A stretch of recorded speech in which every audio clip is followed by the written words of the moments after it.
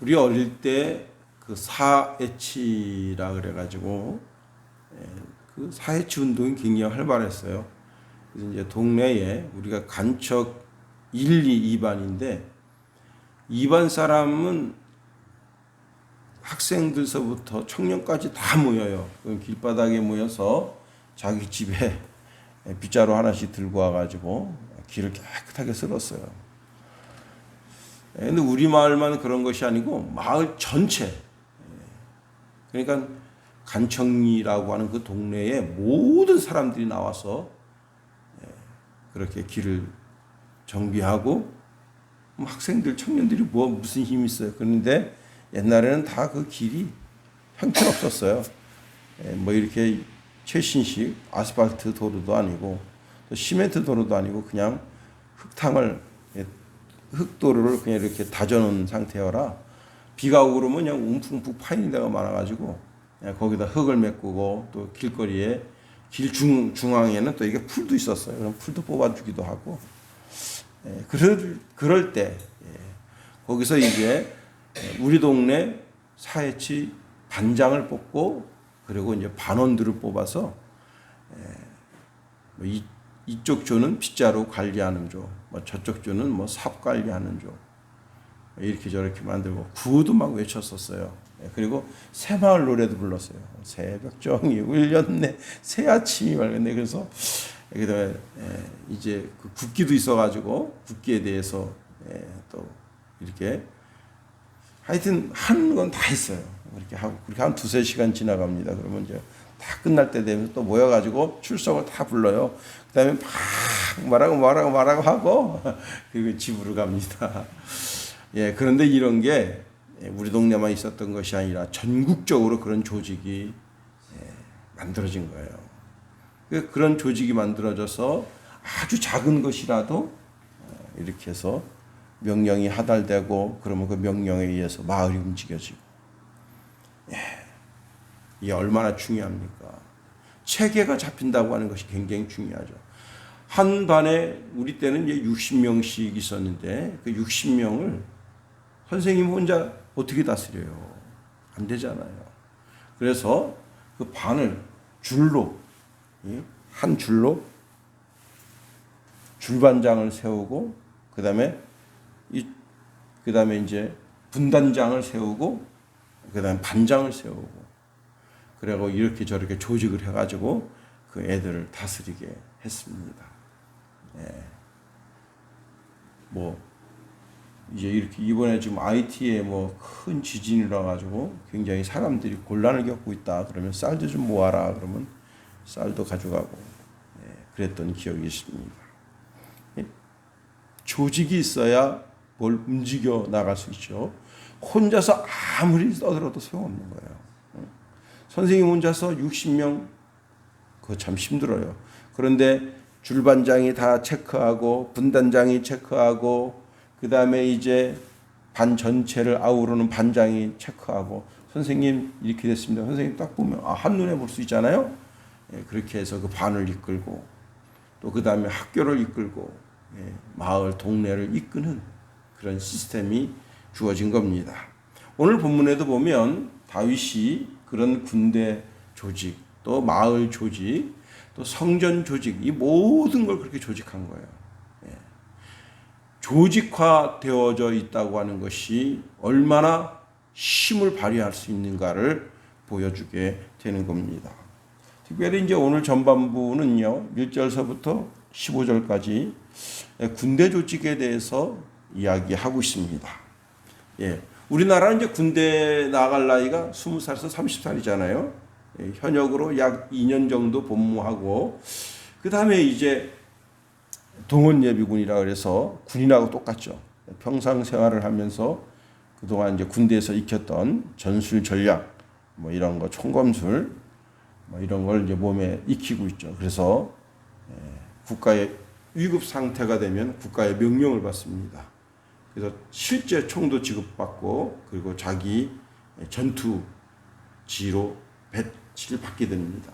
그게 이제 제대하고 나면 한 3년 정도 그렇게 동원 예비군에 편성되고요. 그 다음에 이제 또 끝이 나면 일반 예비군으로 편성돼서 지역을 지킨다. 그 다음에 일반 예비군이 끝나면 이제 그때부터는 방위, 이제 민방위죠. 그래서 이제 국가의 위급 상태가 되면 민방위로. 이런 걸 다 조직해 놓은 거예요. 우리 때는, 어릴 때는 15일 날 꼬박꼬박 훈련을 했어요. 무슨 훈련이냐. 핵 대비, 핵 폭탄 터졌을 때 어떻게 할 거냐. 그 대비 훈련을 한 거예요. 그래서 서울 시내 어디 가면 전부 다 그 대비 방공호가 있는 거예요. 지하철이 방공호가 되든지 남의 집 아파트 지하가 되든지. 그래서 유도 표시가 다 있어서 글로 들어가서 숨고. 그런데 이게 점점점 어떻게 된 거예요? 이제 퇴색되어져 가는 거예요. 아이 뭐 전쟁 나겠어? 설마 옛말에 설마가 사람 잡는다 했어요. 훈련이 굉장히 중요합니다. 온 국민이 그 잠시 잠깐이라도 그 훈련에 동참하고. 어떤 사람은 그렇게 말합니다. 이게 이렇게 하면서 산업의 그 동력이 끊긴다. 웃긴 소리 하지 말아요. 공장은 다 돌아가요. 정상적으로. 그러나 주민들, 시민들 훈련에 참여하면서 어디에 내가 대피할 곳이 있는가. 전쟁은 반드시 일어납니다. 전쟁이 무슨 전쟁 나겠어? 아니에요. 중국이 우리를 쳐들어오든지 러시아가, 일본이, 미국이 영원한 우방 없고 영원한 적국 없는 거예요. 지금 이번에 아프가니스탄 때문에 지금 이제 전 세계를 어떻게 재편되는가. 아프가니스탄의 텔레반과 중국이 맞붙게 되면 어떻게 될 거냐. 중국이 지금 그 텔레반을 부추겼잖아요. 텔레반을 부추겨서 잘한다 했는데 지금 상황이 어떤 상황이냐. 이 지금 머리에 혹 하나 붙인 상황이 됐다. 얘네들이 이제 위구르 지역 들어가가지고 총질에 되면 중국 곤란하게 생겼다. 다 세계 판세를 보는 사람들은 미국이 철수한 이유가 있다. 이렇게 보는 거예요. 약간 곁길로 갔습니다만은. 자, 다윗은 어찌했느냐. 여기 보니까 이스라엘의 군대에 대한 규정을 읽을 수가 있어요. 다윗은 그 자신이 싸우는 용사로서 큰 일들을 많이 했어요. 그는 전쟁터에서 군사력을 발휘해가지고 모든 전쟁에서 승리했습니다. 그리고 평시에는 어떻게 할 것인가. 다윗이 이제 군대 조직을, 군에 나갈 만한 사람 숫자를 계수하니까 150만 명 정도 됐었어요. 이 사람들을 어떻게 운영할 것인가. 그래서 상시군, 항상 예루살렘에 주둔해 있는 주둔군이죠. 그 다음에 집에서 편안하게 쉬고 있는 예비군, 그리고 이제 정말 전쟁이 났을 때나 동원될 수 있는 병력들, 그런 것을 다 파악하고 있게 된 겁니다. 첫 번째로 우리가 살펴볼 것은 당시 다윗은 예루살렘에 2만 4천 명의 군사들이 항상 대기하고 있게 했습니다. 자, 1절 말씀 보세요. 1절. 이스라엘 자손의 모든 가문의 우두머리와 천부장과 백부장과 왕을 섬기는 관원들이 그들의 숫자대로 반이 나누이니 각 반 열이 2만 4천 명이라 1년 동안 달마다 들어가며 나왔으니 그랬습니다. 예. 다윗은 이미 이제 종교적 분야를 다 정비했습니다. 그리고 이제 국가적 이제 조직을 만드는데 전쟁시, 평상시 이걸 다 따져가지고 항상 예루살렘에는 2만 4천 명의 병력이 주둔하고 있게끔 한 겁니다. 재미있는 것은요, 이들이 어떻게 하느냐, 자기 먹을 거 싸가지고 오는 거예요. 자기 먹을 걸. 참 이거 참 괜찮잖아요, 그죠? 자기 먹을 거 싸와. 아니 국가에서 주는 게 아니고. 예. 자, 이렇게 해서 솔로몬에게 그 나라를 넘겨주려고 하는 겁니다. 자, 12반을 차려서 상비군, 그 다음에 이 상비군이 항상 예루살렘에 주둔하고 있어서 예루살렘 방위를 하고 있는 겁니다. 자, 근데 예루살렘에 와서 그냥 가만히 있는 게 아니에요. 한 달 동안 자기 전술 전략을 키우는 거예요. 창 던지는 거, 활 쏘는 거, 그다음에 단도 던지는 거, 그다음에 이런저런 군사 훈련을 거기서 하는 거예요. 그렇게 하면서 자기 자신의 군사적 기량을 넓혀가는 거예요. 자, 그러면 나머지 11반은 뭐 합니까? 자기 동네, 자기 마을에서 거기 지키고 있는 거예요. 예? 이 사람들은. 그러니까 군인들이 전 국토에 나가 있는 거예요. 되게 멋있죠. 야, 이 다윗이 참 대단한 사람입니다. 그 나머지 11반도 자기 지역, 자기 지파에서 다 대기하면서 그냥 늘 항상, 그리고는 농사를 짓는 거예요. 그 다음에 가축을 불리고, 오늘 본문에 보면 왕의 그 가축을 불리는 사람도 있지만 자기 고향에 들어가서는 자기 가축, 자기 이제 생업에 종사하게 되는 겁니다. 그러면서 항상 자기는 뭐예요? 준비된 군인이다. 그리고 1년에 한 번씩 예루살렘에 가서 상비군으로 군생활을 하면서 거기서 이제 모자라는 부분 군사훈련을 하게 되면서 자기 자신을 이제 기량을 쌓는 거죠. 이렇게 해서 계속해서 그 12반이 계속 돌아가면서 훈련받고 그 다음에 자기를 발전시키고, 그리고는 이제 한 달이니까 저게 부목사로 있을 때 우리 이제 청년 하나가 의정부로 이렇게 입대하게 됐어요. 제가 이제 데려다 주면서 그 중간에서 뭐 먹으려고 그랬더니 곱창찌개 그게 먹고 싶대요. 그래서 이제 곱창찌개 그거 먹여가지고 그 의정부 거기 딱 데려다 줬는데, 그 아버님이 얼마나 그냥 대포가 있는 분인지, 그까짓 군대 누구나 다 가는 거라고.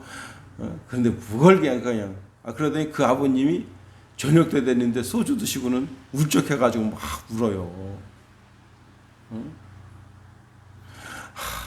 막 울면서.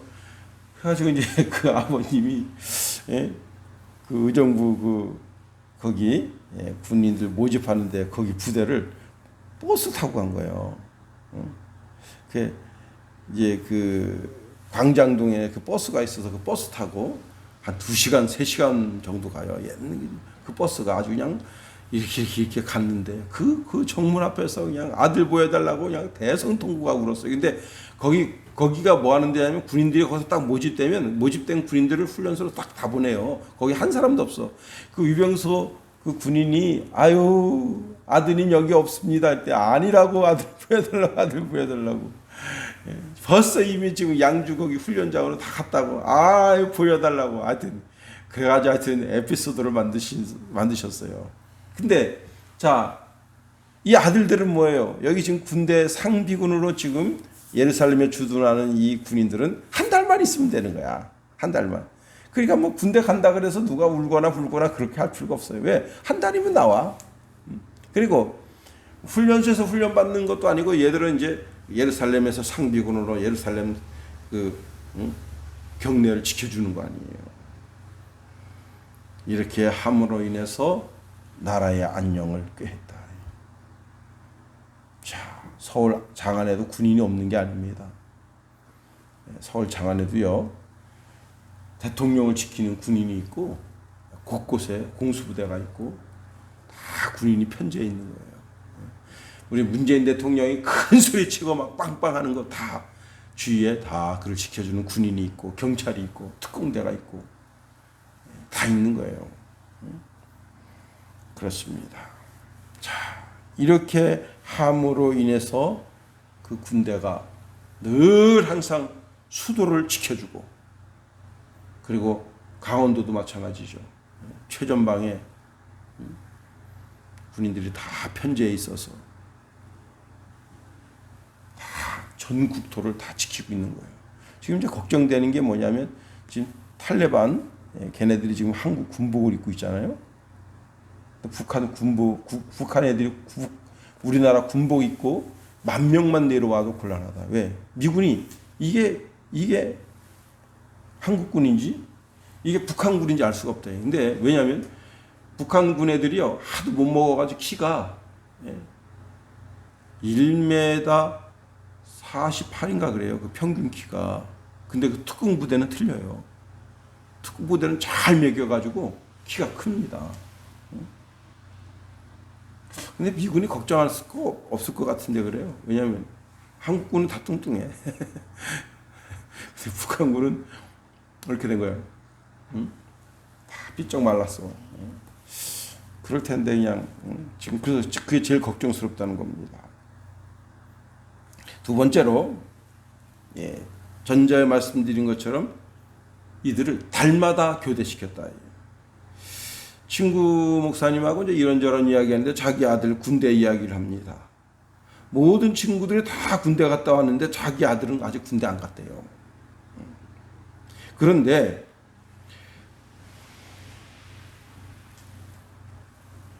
자기 아들이 큰 소리 뻥뻥 친대요. 걱정하지 말라, 걱정하지 말라고. 내가 그래서 그 목사님도 마음이 여린 사람이에요. 아니 아들이 군대 나갔는데 걱정하지 않을 사람 누가 있겠어요. 근데 한 달 만에 돌아온다면 어떻겠어요. 울고불고 할 필요가 없어요. 한 달 만에 군대 나갔던 아들이 돌아온다. 당시 군대가요 28만 8천 명이에요. 자, 28만 8천 명이 12군대로 나눠져서 계속해서 이제 들어갔다 나갔다 합니다. 최전방은 6개월에 한 번씩 이렇게 바뀌어요. 6개월에 한 번씩 로테이션을 합니다. 그래서 저는 이제 철책 부대에 있었었는데 그 철책 부대에 밤에 들어가요. 밤에 행군에서 들어가면 그 부대랑 같이 같은 막사를 쓰면서 3일 동안 같이 이제 어떻게 근무 서는지 이런 거, 지형 이런 걸 배워요.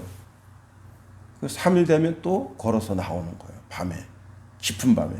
다 그냥 자기 모든 이제 물건 다 챙겨가지고 싹 쥐도 새도 모르게 싹 나옵니다. 근데 이미 주민들이 알죠. 왜냐하면 주민들을 왜 알겠어요. 그동안 외상 깔아놓은 걸 받아야 되잖아. 뭐 바닷가에 횟집 뭐 이런 게 얼마나 많아요. 외상으로 먹은 게 뭐 기천만 원. 그러다 슈퍼 거기다 이름 달아놓으세요. 그래서는 다 그냥 그거 정산 안 하고 나오면 큰일 납니다. 어떤 슈퍼는 그냥 장부에 근데 그거 정산 안 하죠. 그 헌병대에다 찔르면 그냥 즉각이에요. 옛날처럼 뭐 그런 게 없어요.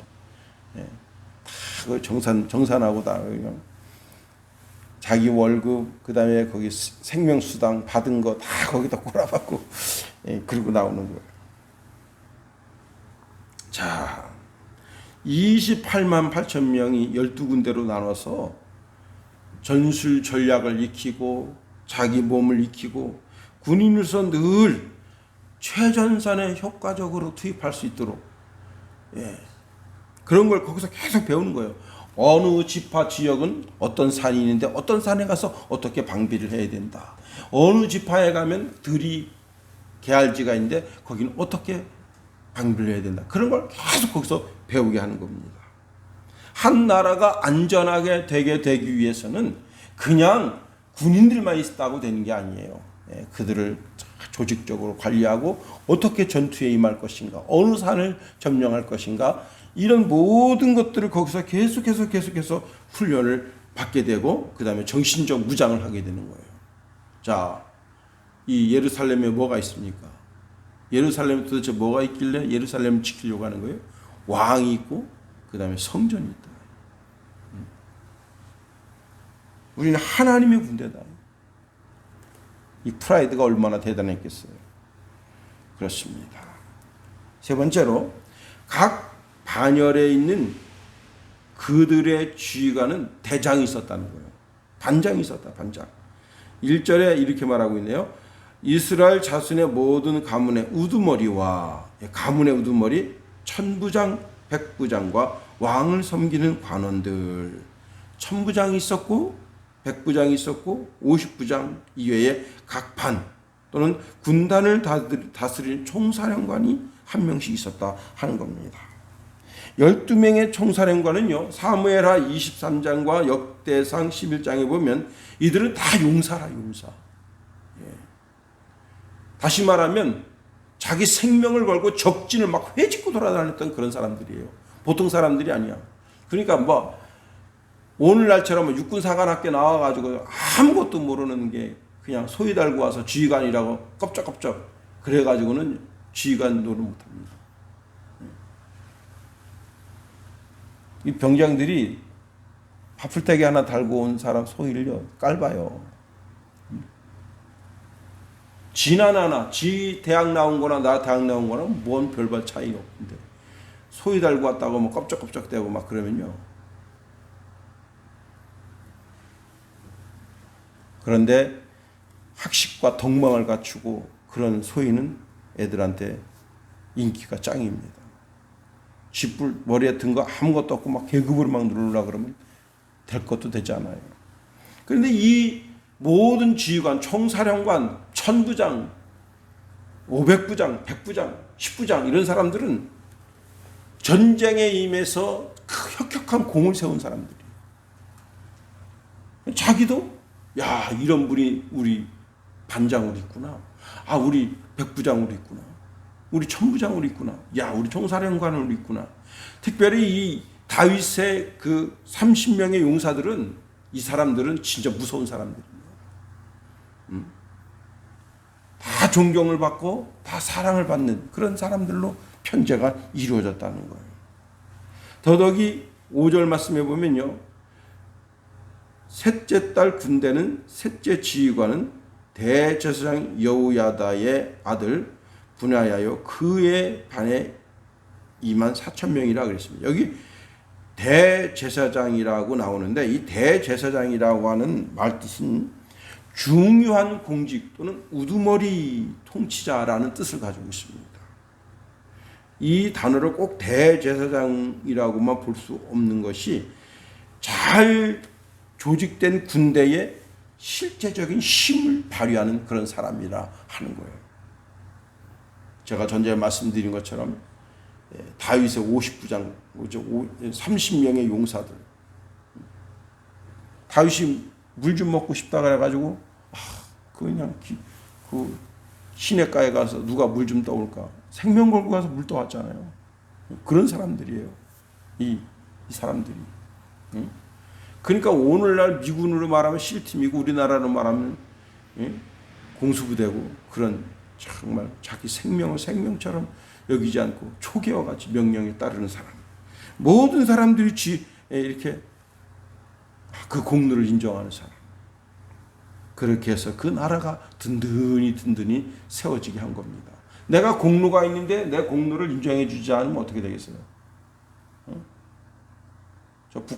그 남한군이나 때려잡은 그런 사람을 갖다가 국립묘지에다 갖다 묻혀놓고 대통령이 눈물을 흘리고 지금 참 희한한 시대입니다. 올바름이 거짓이 되고 거짓이 올바름이 되는 그런 시대가 됐어요. 이런 걸 누가 바로 잡아야 돼요. 이거 그렇지 않으면 큰일 나. 김원웅인가? 이 사람이 참 바르게 잡지 않으면요 나라가 혼란스러운 거예요. 아니 지금 자기 국민을 저렇게 굶어 죽이는 김정은이가 좋다고 그래요. 우리나라를 북한 체제로 끌고 가겠다고 하는 그런 어리석은 이게요 벌써 많이 거반 흔들린 거예요. 주적이 북한인지 미군인지 주적을 쓰라 그랬더니 64%가 미군이 주적이라고 썼대잖아요. 미군하고 같이 한미 훈련하고 있는데 저걸 미군이라고 생각하면 미국 옆구리에다 권총 들이밀고 쏘는 거 아니에요. 나라가 반듯하게 왜 솔로몬 시대에 전 세계를 진동할 만한 나라를 만들었는가를 봐야 되는 겁니다. 우리가 전 세계를 흔들 만한 진동할 만한 나라를 박정희가 만들어놨어요.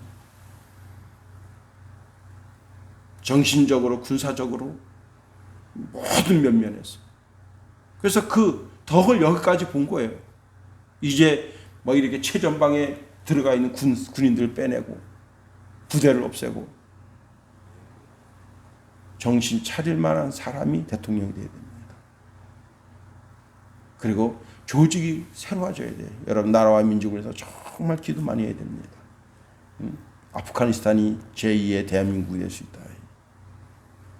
그까지 7만 명밖에 안 되는 그 반군을 30만 명이 넘는 정규군이 이기지 못해가지고서는 그냥 마음이 무너진 거예요. 특별히 이 아침은 정말 나라와 민족을 위해서 더 기도하는 저와 여러분이 될 수 있게 되기를 예수님의 이름으로 축원해드립니다. 주기도문 하겠어요? 하늘에 계신 우리 아버지, 아버지의 이름을 거룩하게 하시며 아버지의 나라가 오게 하시며 아버지의 뜻이 하늘에서와 같이 땅에서도 이루어지게 하소서. 오늘 우리에게 일용할 양식을 주시고 우리가 우리에게 잘못한 사람을 용서하여 준 것 같이 우리 죄를 용서하여 주시고 우리 시험에 빠지지 않게 하시고 악에서 구하옵소서. 나라와 권능과 영광이 영원히 아버지의 것입니다.